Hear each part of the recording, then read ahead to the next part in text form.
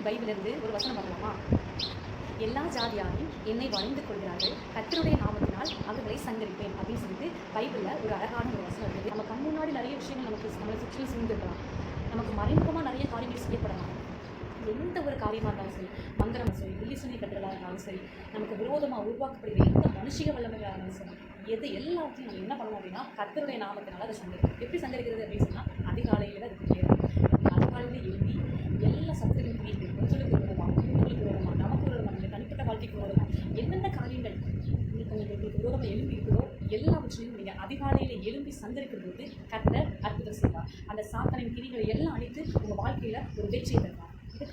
ஒரு அழகான பாடல் பாடலாமா? சங்கரிப்பேன் சத்தானின் கிரியைகளை கர்த்தர் நாமத்தினால் கல்வாரி இரத்தத்தினால், கர்த்தர் நாமத்தினால் கல்வாரி இரத்தத்தினால் ஜெயம் எடுப்பேன், தோற்கடிப்பேன், திருவசனம் அறிக்கை செய்வேன்.